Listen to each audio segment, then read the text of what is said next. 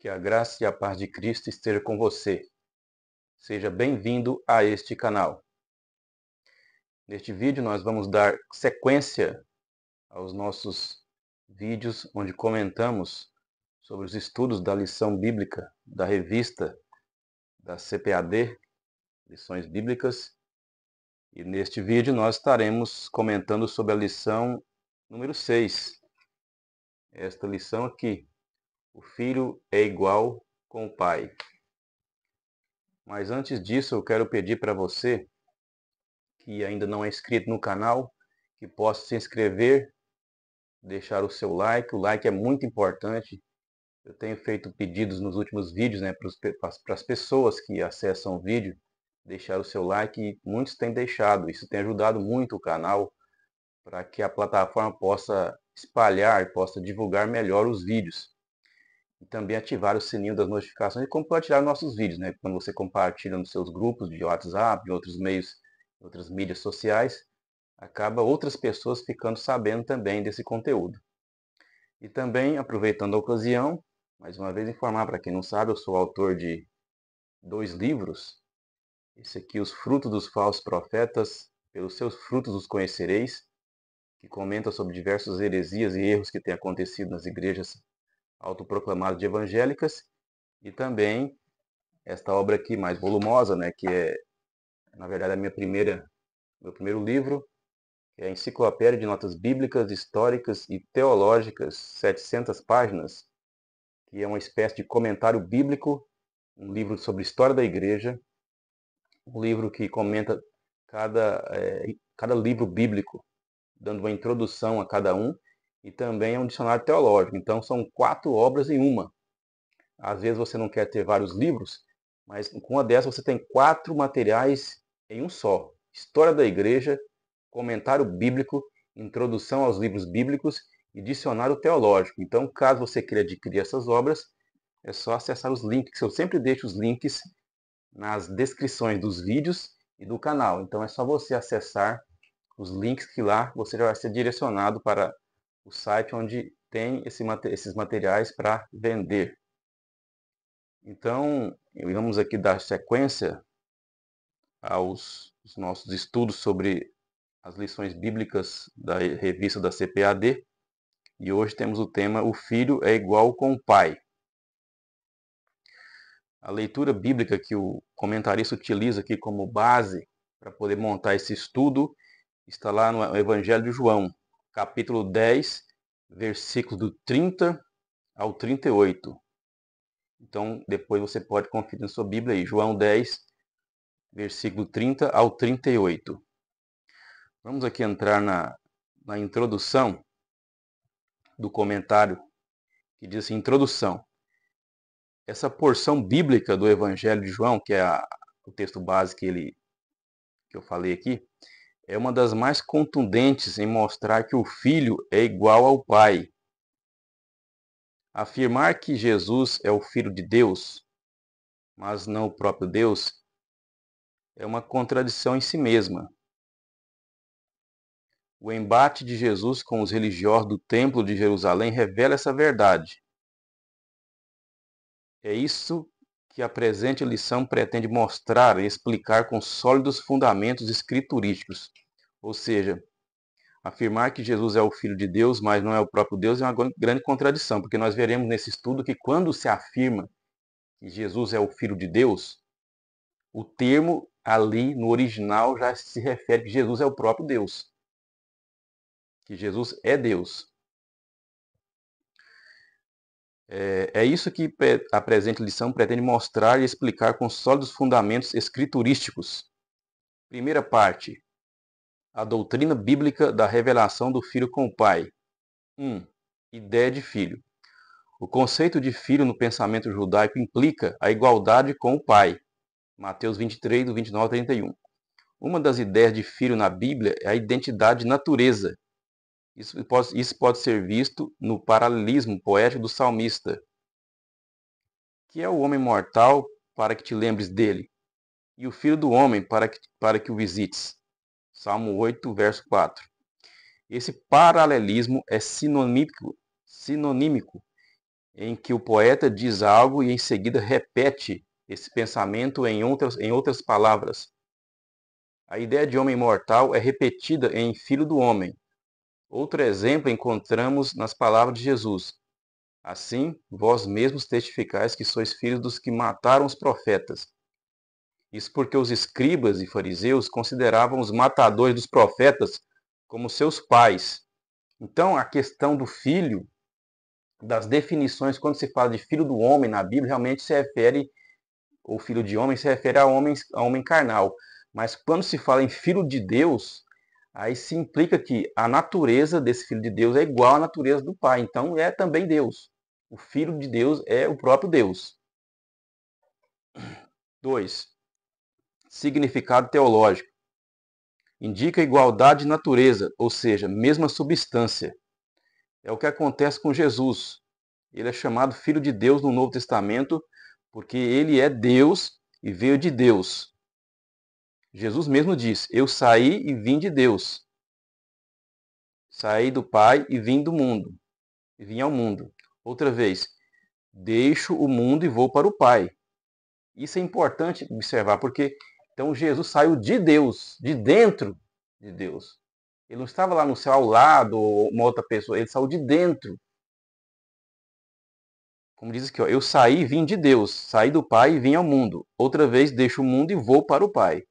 Quando Jesus declarou, meu Pai trabalha até agora e eu trabalho também, estava declarando que Deus é seu Pai. No entanto, os seus interlocutores entenderam com clareza meridiana que Jesus estava reafirmando a sua deidade, pois dizia que Deus era o seu próprio Pai, fazendo-se igual a Deus. Aí tem a passagem aqui de João 5,18. Quero pegar aqui a Bíblia para a gente ver junto aqui, João, capítulo 5, versículo 18, que é esse contexto aí, onde há essa conversa, esse diálogo em que os judeus eles vão entender realmente que Jesus está afirmando que ele era Deus. Ele era Deus. Eu vou ler aqui a partir do versículo 16, 5,16 de João. E, por essa causa, os judeus perseguiram Jesus e procuravam matá-lo, porque fazia essas coisas no sábado. Jesus lhes respondeu, meu Pai trabalha até agora e eu trabalho também. Por isso, versículo 18, por isso, pois os judeus ainda mais procuravam matá-lo, porque não só quebrantava o sábado, mas também dizia que Deus era seu próprio Pai, fazendo-se igual a Deus. Então os judeus entenderam a mensagem. Os judeus entenderam a mensagem porque quando Jesus falava que era o Filho de Deus, então eles se consideravam então o próprio Deus. Eles entenderam isso, por isso que eles procuravam então apedrejá-lo, porque realmente ele se colocava, ao se identificar como Filho de Deus, se colocava então igual ao próprio Deus, porque da mesma essência, da mesma substância. O Filho é Deus. Filho de Deus é uma expressão bíblica para referir-se à relação única do Filho unigênito com o Pai. A expressão Filho de Deus revela a divindade de Cristo. Essa verdade está mais clara na Bíblia que o sol do meio-dia. Por isso, é estranho como pode haver tantos debates sobre o tema.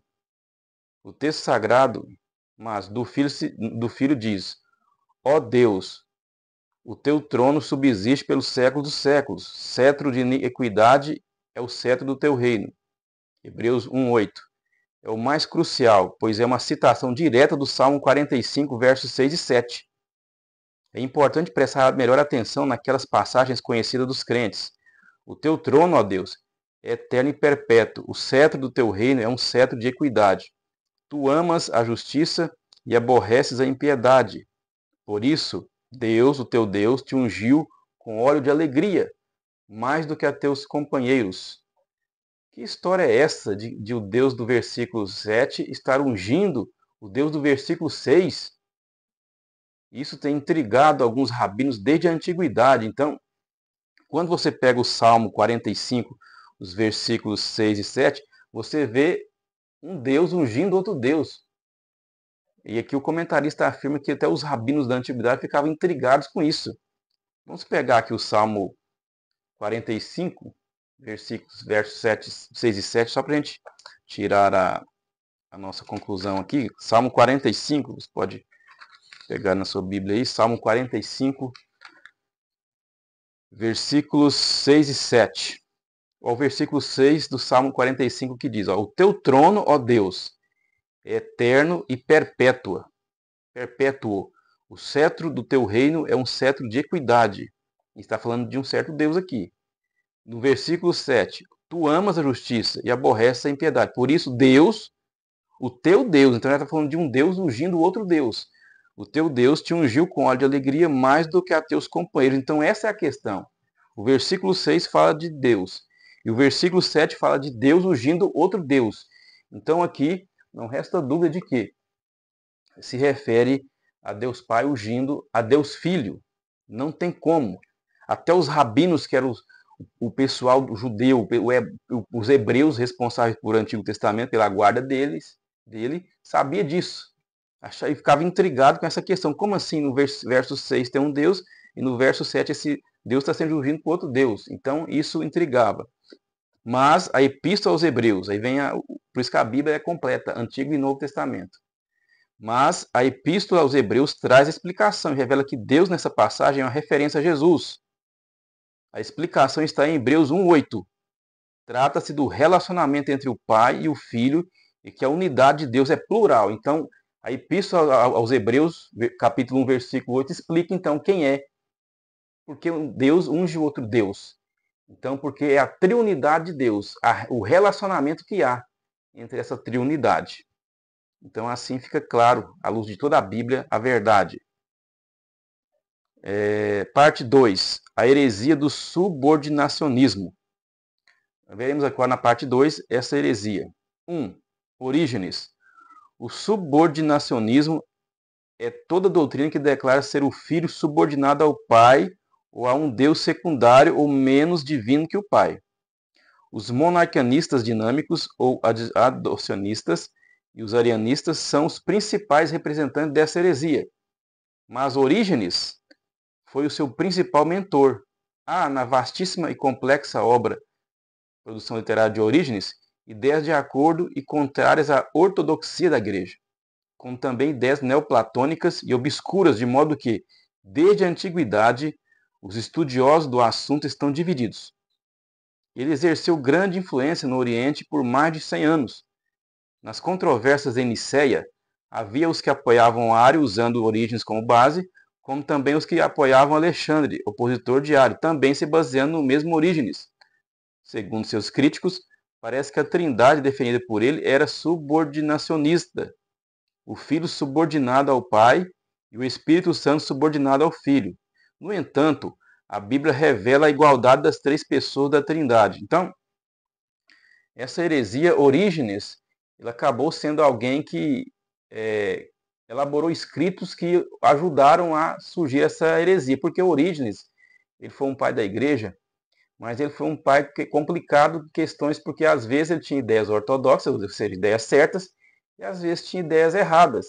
Então, quando se foi usar os escritos de Orígenes, tinha aqueles que usavam as partes erradas dos escritos dele para gerar essa heresia, e tinha aqueles que usavam as partes corretas dos escritos dele para poder atacar essa heresia. Então é uma questão bastante complexa. Então Orígenes, apesar do seu grande trabalho de erudito, que ele fez muito pelo estudo da Bíblia, mas ele cometeu erros. Não sabemos porquê, mas ele cometeu erros e acabaram esses erros fomentando heresias. Aí a questão do subordinacionismo é o seguinte, que acabavam defendendo que o Pai é superior ao Filho e o Filho superior ao Espírito Santo, sendo que na verdade não é isso. Na verdade existem funções administrativas no processo da salvação, mas todos estão na mesma altura de igualdade. Ou seja, o Pai tem a sua função administrativa no processo da salvação, o Filho tem a sua função administrativa e o Espírito Santo tem a sua função administrativa. Mas todos são iguais porque são da mesma substância. 2. No período pré-niceno, ou seja, antes do Concílio de Nicéia. O subordinacionismo foi, nos séculos 2 e 3, uma tentativa, ainda que equivocada, de preservar o monoteísmo, mas que negou a divindade absoluta de Jesus. Seus expoentes consideravam Cristo como Filho de Deus inferior ao Pai. Eles afirmavam que o próprio Cristo declarava a sua inferioridade.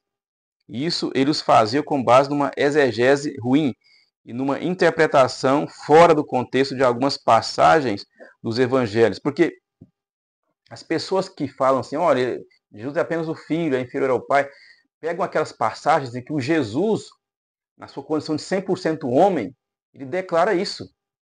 Porque tem momentos que Jesus ele usa a sua composição 100% Deus. E tem momentos que ele usa a sua composição 100% homem. Então, nesse momento é que ele diz, porque ao ser homem, ele abre mão da sua glória. Ele se humilha para poder se encarnar no corpo humano. Então, essa é a questão. 3.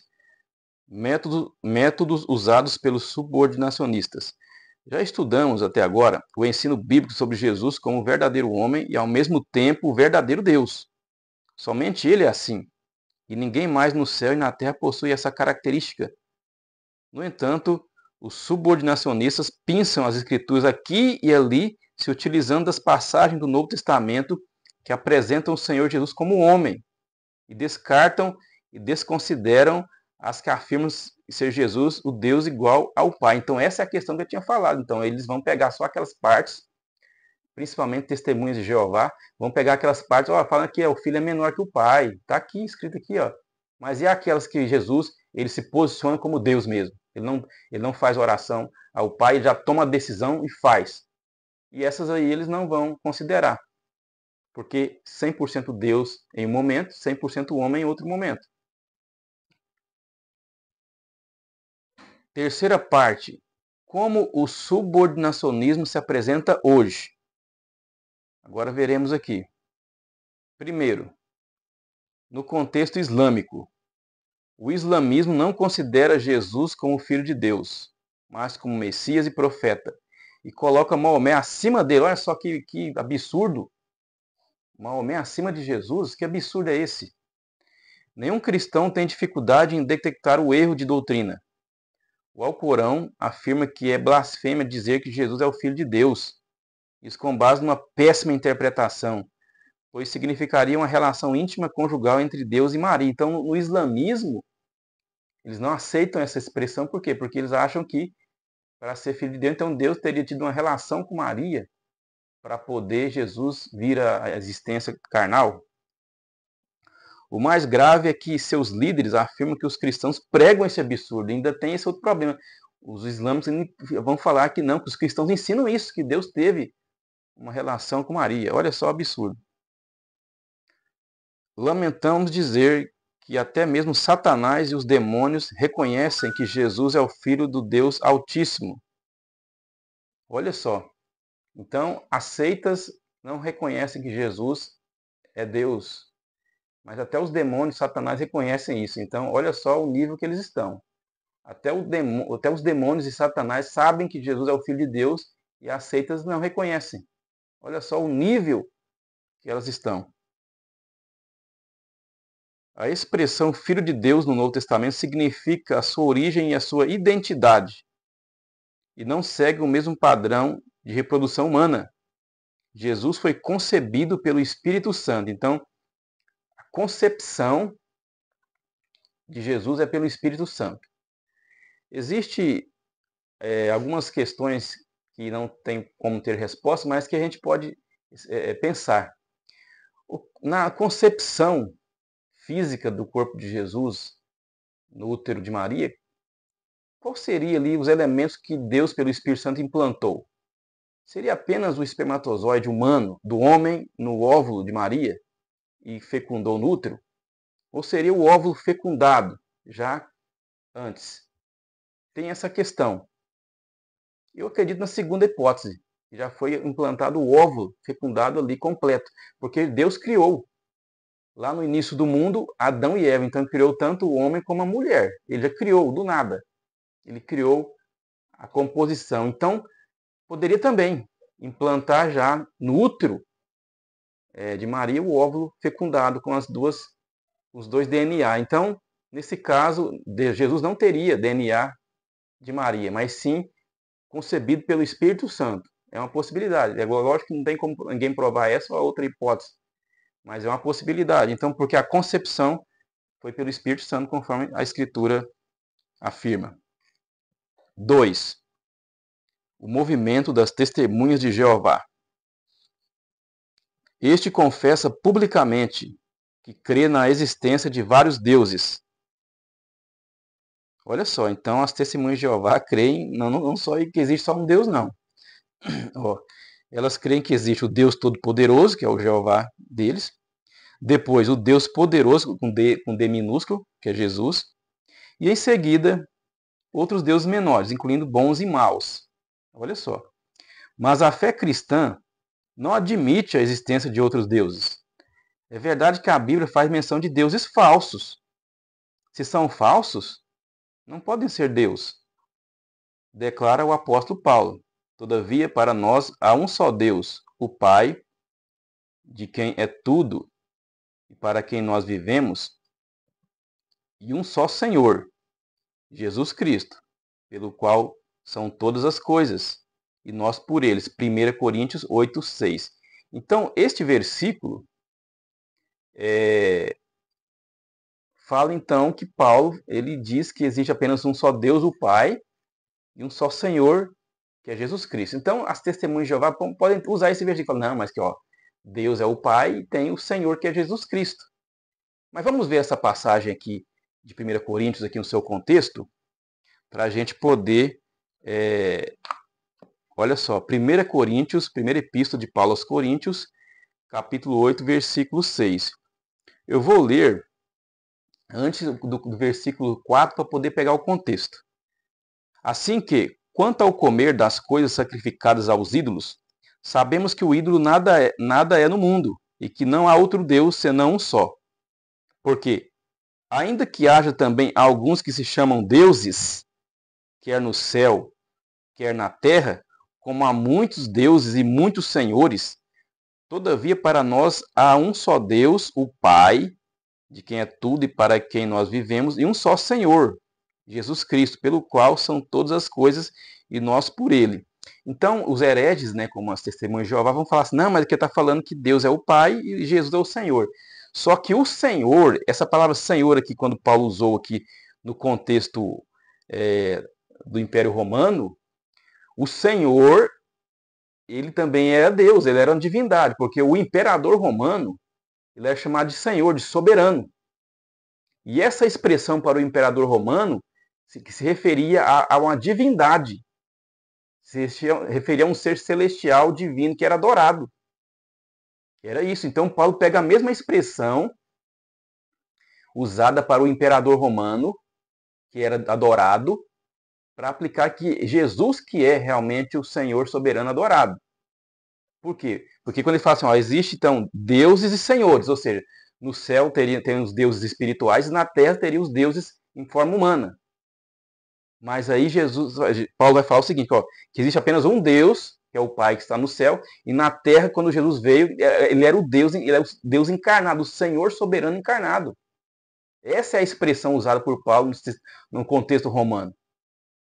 Então, o Senhor, na expressão usada por Paulo, que é um soberano divino adorado.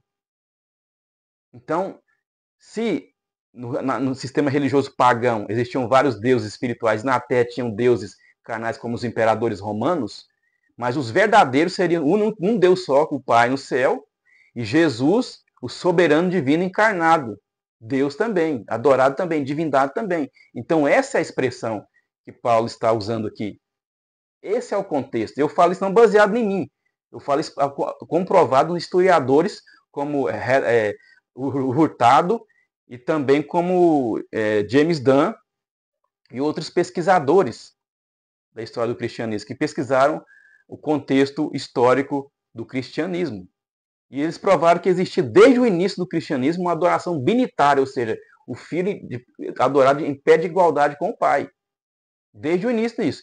Tanto é que na oração de Estevão, no momento da sua morte, você vai ver lá como Estevão ele agiu quando estava ali sendo apedrejado pelos judeus. Vamos pegar aqui livro de Atos dos Apóstolos, para a gente ver aqui as palavras de Estevão. para provar realmente que Jesus era adorado em pé de igualdade com o Pai. Veja bem, Atos dos Apóstolos, capítulo 7, versículo 59. E apedrejaram a Estevão, que em invocação, isso aqui é uma oração, está invocando. Em invocação dizia: Senhor Jesus, recebe o meu espírito. Do mesmo jeito que Jesus fez a oração na cruz lá, quando falou: Pai, a ti entrego o meu espírito. Então, o que Estevão disse? Em invocação. Ou seja, com quem que nós podemos falar espiritualmente na oração? Não é só com Deus? Não pode ser com outro ser espiritual. É apenas com Deus. É apenas com Deus. Não existe esse negócio. Tem uns pastores aí que fazem uma oração aí, vão orando e falam assim: eu agora me dirijo a todos os seres, a todas as hostes espirituais da maldade, eu me dirijo ao diabo. Mas então ele não pode conversar em oração com outro ser. É apenas com Deus. É apenas com Deus em oração. Então aqui Jesus é mostrado que é Deus, ó. Estevão, no momento de agonia, Senhor Jesus, recebe o meu espírito. Então, aqui está a prova da adoração a Jesus no cristianismo primitivo. Aqui está a prova. Não tem como fugir disso.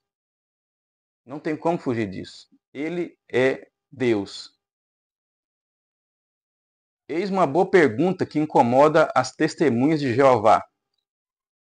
Jesus Cristo é uma divindade falsa ou verdadeira? Se a resposta for positiva, elas são obrigadas a reconhecer a divindade de Jesus e a Trindade. Mas, se a resposta delas for negativa, elas estão admitindo que não são seguidoras, que são seguidoras de um falso Deus, de um Deus falso. Então aqui o comentarista ele vai dar uma opção de você fazer uma pergunta, né, para as testemunhas de Jeová, perguntando o seguinte: se Jesus Cristo é uma divindade falsa ou verdadeira. Elas vão se enrolar, porque se falar que é verdadeiro, então elas estão reconhecendo que ele é Deus e aí reconhecendo a Trindade. Mas se elas falarem que ele é um Deus falso, então elas são seguidores de um Deus falso. Conclusão. O termo filho em relação a Jesus tem sido assunto de debate teológico desde o período dos pais da igreja. A interpretação bíblica que se faz é: Jesus é filho unigênito, não porque foi gerado, mas sim porque é da mesma substância do Pai. Então aqui é o final do estudo dessa lição. Então, essa é a lição número 6. Eu agradeço vocês aí pela atenção e que até o próximo vídeo nós estaremos comentando a lição número 7, as naturezas humana e divina de Jesus, que é essa lição aqui. Vamos comentar sobre essas duas naturezas, 100% homem e 100% Deus. Então, até o próximo vídeo, querendo Deus.